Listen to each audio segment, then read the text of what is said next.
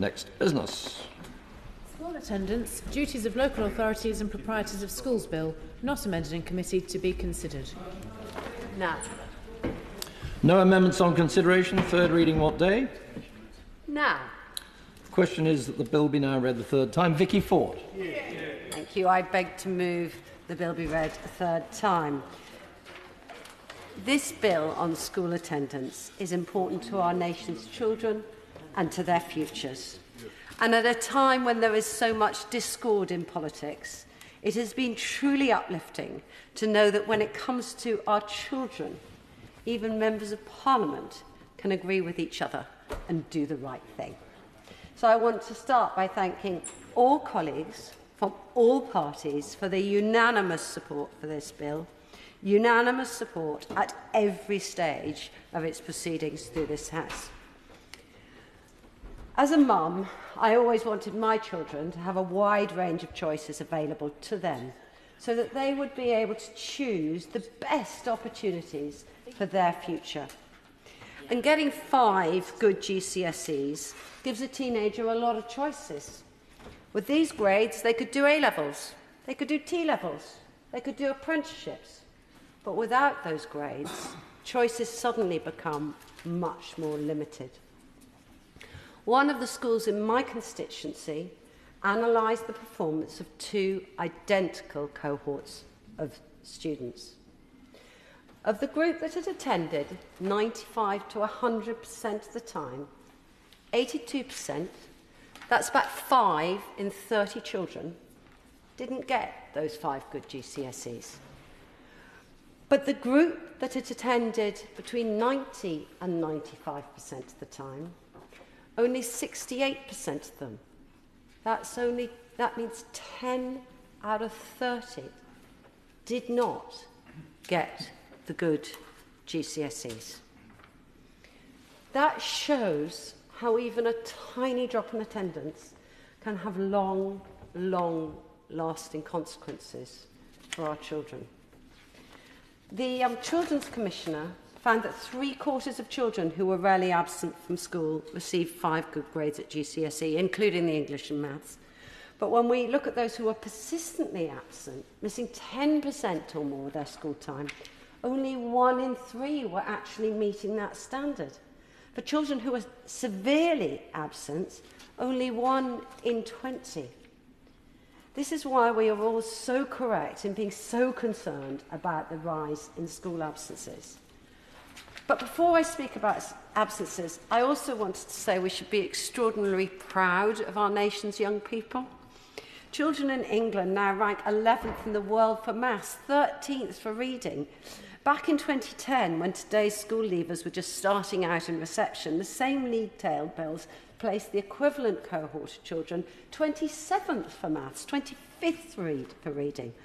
I'm really proud that every single school in my Chelmsford constituency is now ranked good or outstanding. That compares to 14 years ago under Labour, when 1 in 3 of the kids in my constituency were having to go to schools that weren't even good. So let's be proud of our kids. But the issue of absences is a really challenging issue. The pandemic has significantly disrupted school attendance levels, not just here but across the world. About 1 in 5 pupils in England are still missing the equivalent of half a day or more of lessons a week. It means that over 1 million children are missing out on significant amounts of their education. And that is not only limiting their education, it's limiting their choices, and it's limiting their chances to make friendships and take part in enrichment activities and so many other issues that are so important for their behaviour. We know that the reasons for absence from school can be multiple and complex. Issues include support for those with special educational needs and disabilities, anxiety or mental health issues. If a child's SEND needs are unmet, this can lead to them missing out on their education. And changes in attitudes towards minor elements may be another driving force behind the rise in attendances. I would say that parents, although they're much more likely to keep their children at home now for minor illnesses such as coughs or colds than before the pandemic, Please do parents be aware that in most cases children are better off at school, even if they have a minor ailment. For the most vulnerable pupils, regular attendance is also a really important protective factor. And that's why I was very, very concerned to hear from an expert on alternative provision that at some of the settings he covers, attendance has now dropped below 60% for the first time.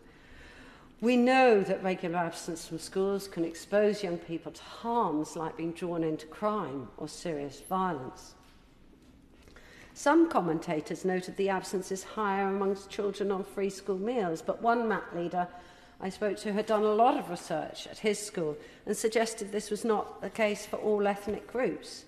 And the schools that he had looked at that had a higher proportion of pupils with English as a second language had a much higher level of attendance than the school cohorts that had a higher proportion of British white students. And that really does need further investigation. Another head of a multi-academy trust for schools in my area said there'd been an uptick, particularly in poor attendance, amongst girls in years 8, 9 and 10. And a lot of other school leaders have also confirmed this as a similar trend. They suggested this may be linked to lower mental well-being and self-esteem.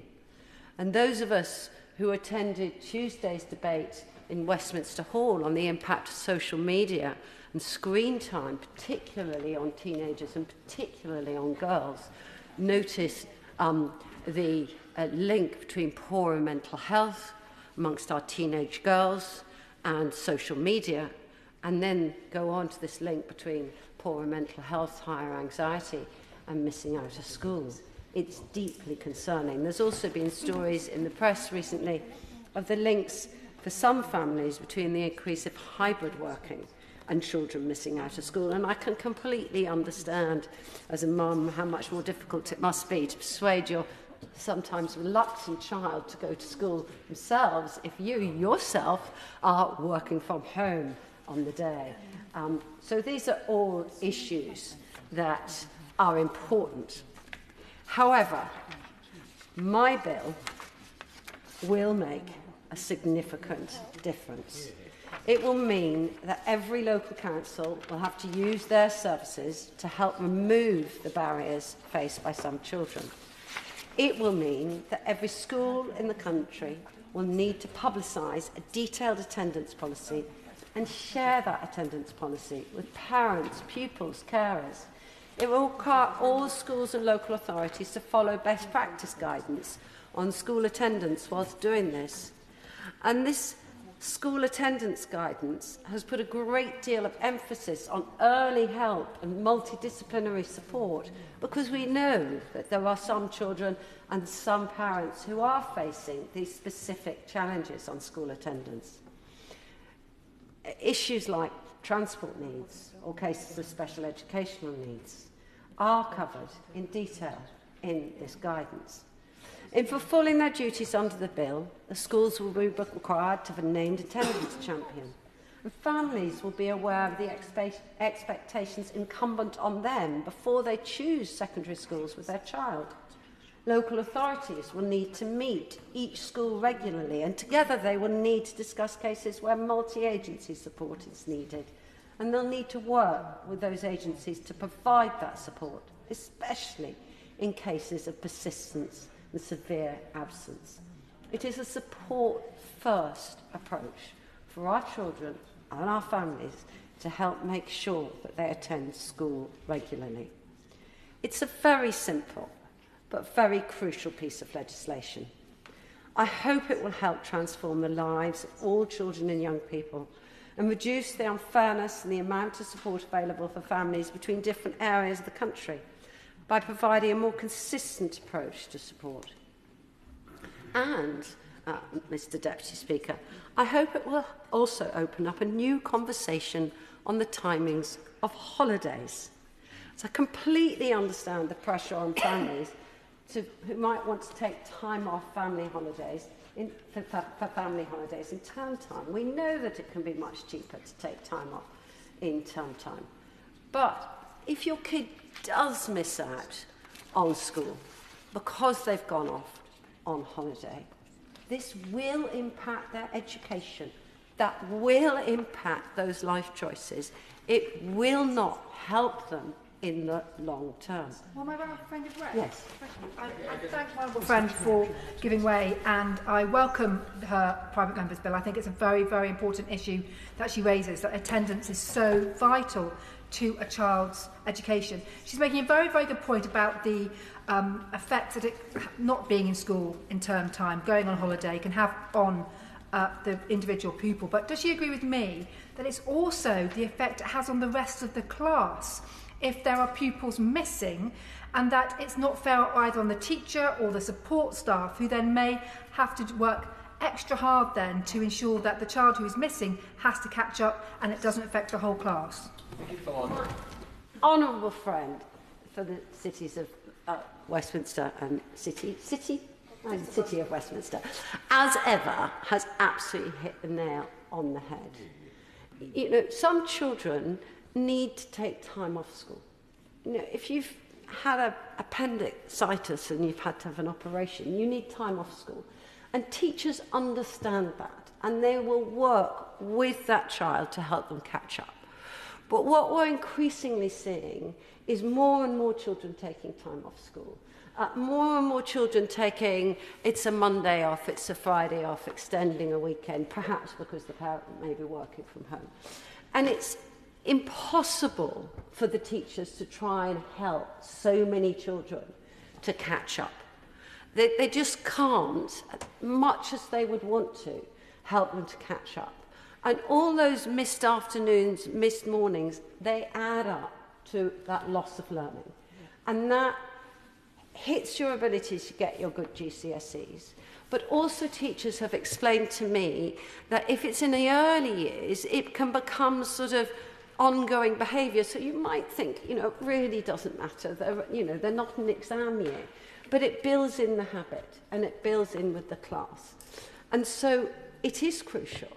So I would instead, in order to try and solve this holiday issue, I'd like to see schools use the powers they already have to vary their term times a bit. And that might give more families the opportunity to avoid peak season options.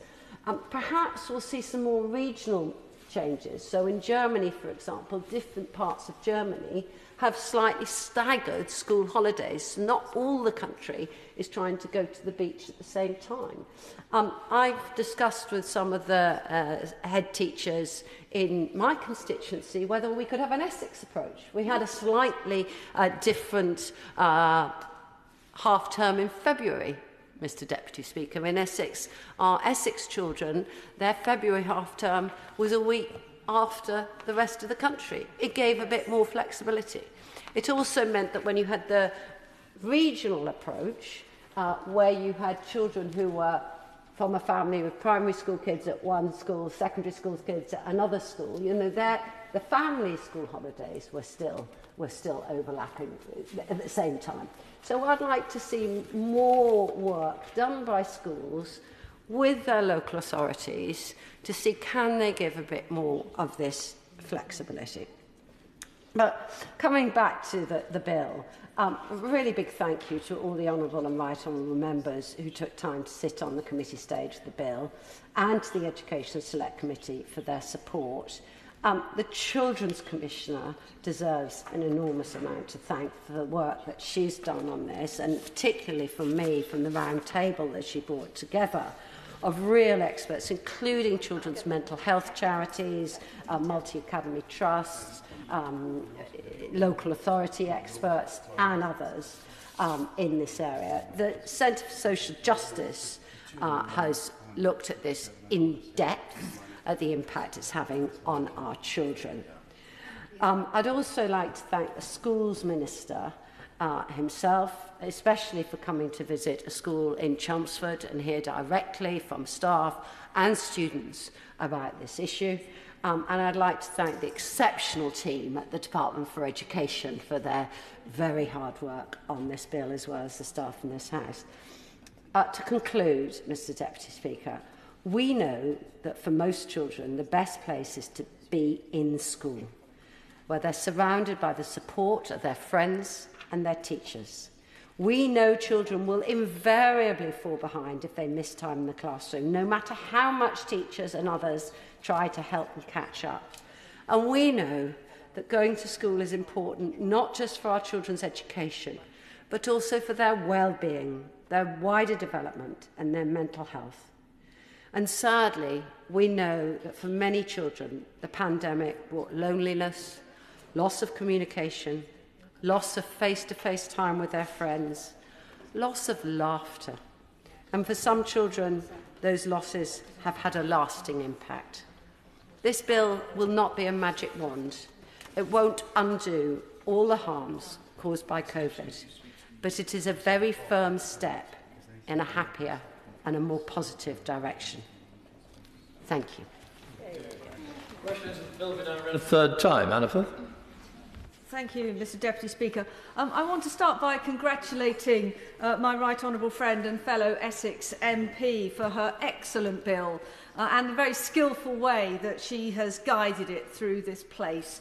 I was very disappointed not to be there at the committee stage, but I'm delighted to be here to support her and her bill at its third reading today. She's absolutely right that education is the best way that we can change our children's future and thereby change our country's future and give all our children the opportunity to excel and develop their true potential.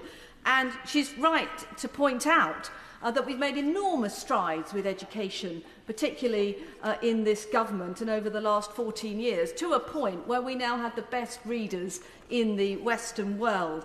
And she's pointed out how we have raced up the PISA tables, now ranking 11th in the world for maths and 13th for reading worldwide. But I am deeply concerned, or I was deeply concerned last year, to see reports suggesting that in Southend, a fifth of school pupils are missing 10% of their lessons over the course of a year.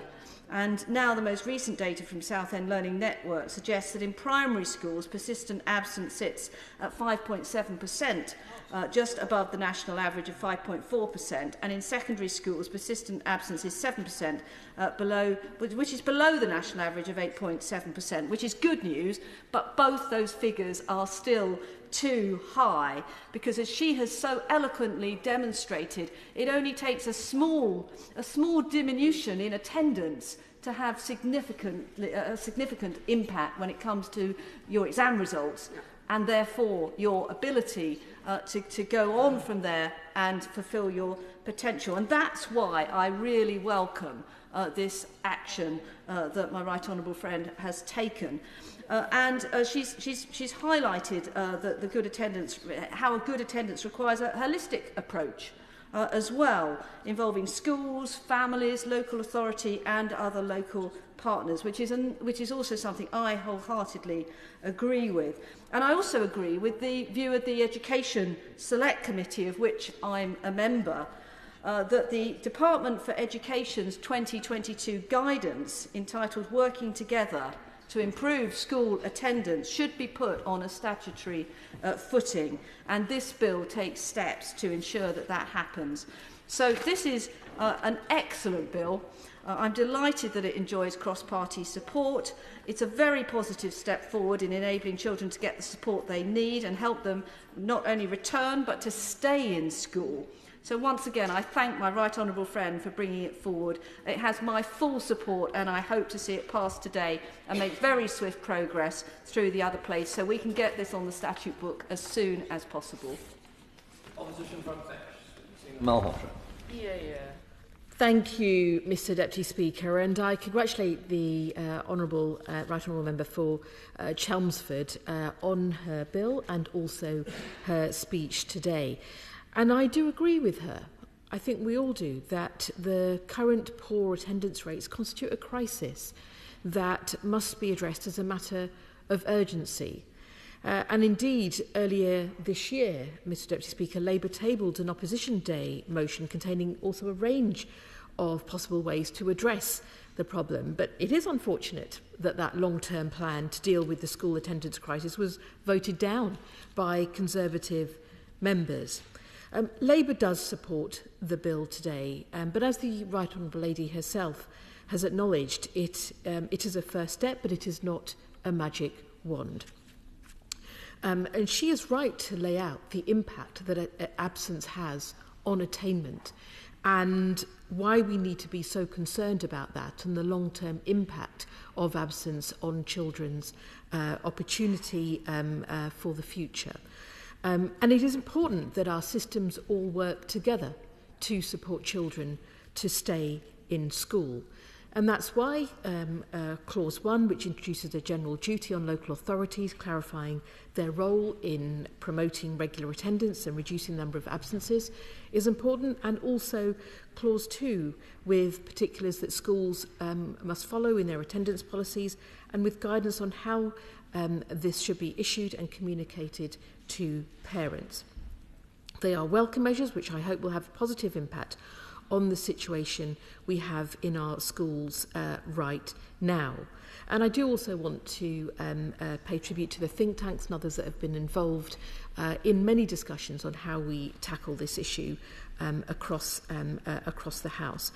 She also mentioned some other ways in which there could be variations, perhaps in the school holidays that may support greater attendance, where holidays, for example, may be part of the challenge.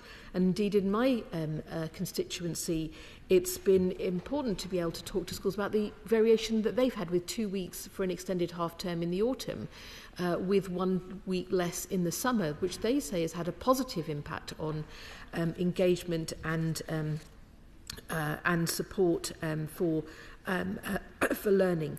But the importance of proper interventions is vital to get children back in the classroom, because the figures, as she has mentioned, are stark.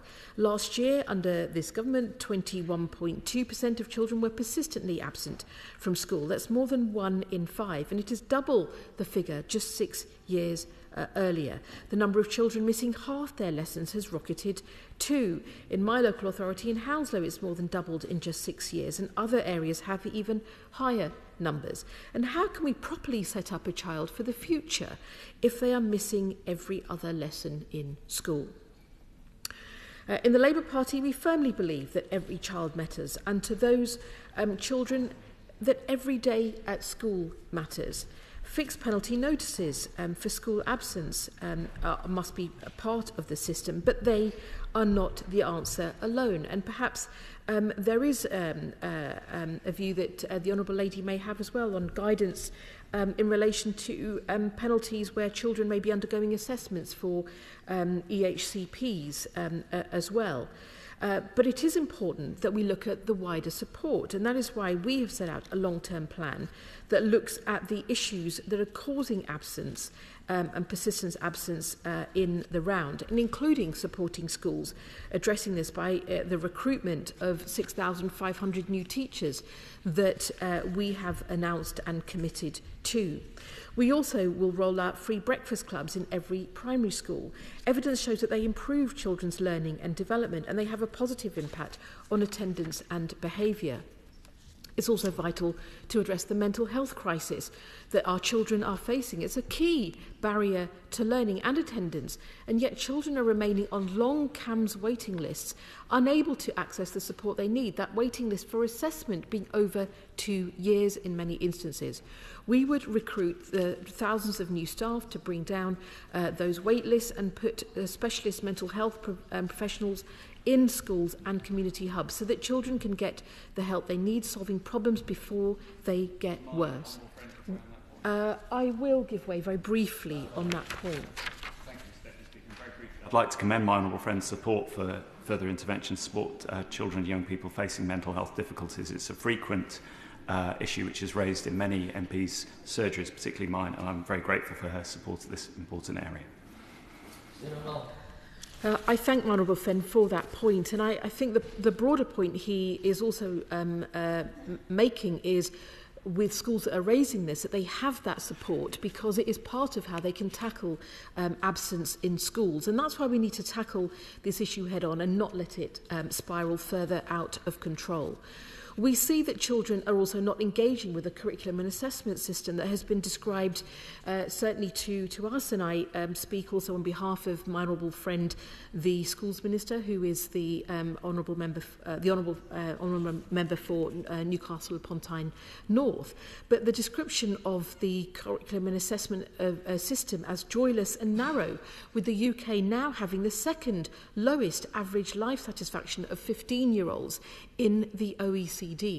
Opportunities for music, art, sport and drama, as well as for discussion and debate, are often squeezed. Our curriculum and assessment review would look at delivering a broad curriculum that prepares children for the future, reflecting children's desires for learning, as well as reflecting issues and diversity in our society. And we also see that children's early speech and language development has suffered over the last few years. And there have been other stresses and anxieties that have been contributed by COVID.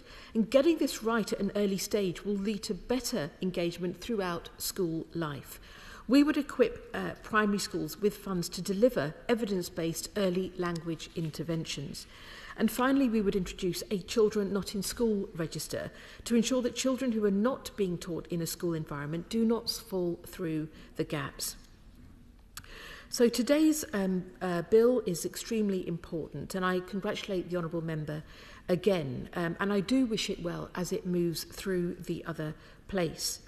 But it is important to also acknowledge that it's also shining a spotlight on the government's lack of action to deal with the crisis in our schools. In some ways also highlighted significantly by Sir Kevin Collins and his resignation from being Education Recovery Chair, where he quit that role in 2021 because in describing the government's catch-up plan as feeble, highlighted how there wasn't the intervention that we need to secure our children's future effectively. It is why we need to see much more urgent action from ministers on how they intend to tackle this problem, because tinkering around the edges simply will not do. We need a proper long-term plan, and if the government will not deliver it, despite the Honourable Lady's best efforts, then the next Labour government will. Thank you. Luke Hall. Thank you, Mr Deputy Speaker. It's a pleasure to respond to this debate and to outline this government's view about the importance of delivering it. Can I start by thanking my right honourable friend, the member for Chelmsford, for her work on this bill, and congratulate her for the way and the manner she's managed to take this through the House and gather so much cross-party support. It's clearly a subject of huge importance to her. She talked passionately about the impacts it will have in her constituency across the country, and also her, how her experiences as a mother have helped shape her view about the importance of getting this right. And I can assure her it's equally as important to me and to the government more widely too. All of the evidence points to school being the best place for children's attainment, their well-being and their development too. And this important bill can play a crucial role in ensuring that all children can attend regularly, and I'm delighted to lend my support, the government's support, to it today. It's certainly been clear throughout every stages of the bill, as my right honourable friend and the schools ministers explained to me, that there's been significant cross-party support and cooperation at every stage. So certainly thank all members for that, thank the opposition front bench for that, and I think it speaks volumes about the way that my right honourable friend has managed to steer this important bill through the House and guide it through. Members here and throughout the passage have taken time to contribute, to share experiences and their views about how important it is, and we've heard some really strong examples of the work that schools are doing and local authorities are doing to improve attendance, and how we must ensure this work continues and expands across the country. The government supports this bill because we want to give parents clarity and level up standards across all parts of England. That's across all 24,000 schools and 153 local authorities, and for their 9 million pupils too. Thanks to the incredible work of these schools and councils, we are starting to see signs of improvement. Last academic year, 440,000 fewer pupils were persistently absent or not attending than in the previous one. and 375,000 more children were in schools almost every day. That's 95% of possible sessions when compared to the year before. That second figure in particular was based on improvements across the country, across all phases, including key vulnerable cohorts such as children with special educational needs or receiving free school meals. Prior to the pandemic, we gradually reduced persistence absence from 17.4% in the school year that ended in 2010 to between about 10 or 11% in the second half of the decade, up until the point at which COVID struck. And we're determined to get back there as quickly as we can. But there's further to go, and this bill will play an important part in that. There are still areas of the country where families can't access the support that they need, but by placing requirements in primary legislation through this bill for local authorities to exercise their functions with a view to promoting attendance, and for schools to have to publicise an attendance policy, and for both to have regard to the DfE guidance in doing so, we're taking another key step forward in ensuring consistency. I know that my right honourable friend's been working closely with the schools minister, and he detailed at second reading and I think at committee stage the comprehensive strategy that we have in place to support schools and councils in meeting their expectations, whether that's through attendance hubs, attendance advisors, or through the use of improving and groundbreaking data. I won't go over all of that again at third reading, but of course we will continue to make sure all of that support still applies and is available to schools and councils. My right honourable friend raised an important point as well, I think, in her speech about holidays and term time staggering. I completely agreed with a number of the points she made there. Of course, we absolutely sympathise with families who want to avoid more expensive periods, but we are clear that people should not miss school for term time holidays. They cause unnecessary disruption to learning and make it harder for teachers to plan lessons and cover the curriculum. Those school holidays are obviously not determined at national level. They're set by local schools and, depending on the type, by local authorities too. It's certainly our view they're best placed to make the decision about how to do that. But I know they will be taking into account some of the points that she raised during her remarks too, which I thought were very well made. We had some points raised by the opposition front bench, and as I've tried to emphasise in my remarks, we're committed to tackling this issue through a cross-cutting attendance strategy alongside wider COVID recovery efforts, and our programmes are aimed at supporting the most vulnerable children, whether that's investing billions of pounds to expand and transform NHS mental health services. We're also investing £40 million in our national school breakfast programme, which provides free breakfast to children in schools in disadvantaged areas too. We're also providing wide and comprehensive support for schools, whether it's through the local government finance settlement, the additional £200 million supporting families programme, the £2.6 billion until 2025 on the SEND and AP improvement plan, and we're providing £200 million for the school activities and food programme too. This is a hugely important bill. I think my right honourable friend has done a huge service to pupils up and down the country and in her constituency by bringing it forward. Being in school has never been more valuable than it is now, with standards continuing to rise through the hard work of teachers. My right honourable friend explained the rocketing of schools, now 90% in good or outstanding schools, up from 68% under the last Labour government. We have the fourth best primary school readers in the world. Our secondary school children have risen from 27th to 11th in maths. That's a transformation in standards and achievement, and from 25th to 13th in reading. Happy to give way. I thank the Minister for giving way, and I'm very struck by the comments he's making about the improvements in schools. Does he congratulate the schools in Staffordshire Moorlands, where we've gone from fewer than 70% being good or outstanding to now nearly 90% good or outstanding schools since 2010? Very good. I think my right honourable friend's intervention demonstrates the on-the-ground importance and improvements in standards that we've seen in recent years. I've got no doubt that's down to the tremendous hard work of both teachers, local authority, no doubt parents, students as well. And I know that she's been a strong champion for improving school performance as well. So it's not just in Staffordshire, of course, all around the country we're seeing this drive in standards and rocketing in international comparisons too. So I thank her for raising that point. I think she was absolutely right to. And crucially, this bill will help to make sure that every young person and their family, whatever their background and wherever they are in the country, receives the support they need to be in school, to make sure they're attending and to benefit from that transformation in educational standards that we've seen over the last few years. Can I sincerely thank all honourable members for their contributions today. My honourable friend for Southend West spoke passionately about the importance of delivering this bill. I thank her for her contribution. I know this is an issue that's important to her and that she's raised many times with ministers and my right honourable friends. So I thought she spoke very eloquently about the importance of delivering this and its value, this bill's value to her constituents too. Can I finally congratulate my right honourable friend for bringing forward this important bill, which the government is delighted to support, and I commend it to the House. Vicky Ford. The Leave of the House, again, thank you to everybody who's taken part in this bill. I may have been a little bit modest. It is a very short bill. It's only a couple of pages long.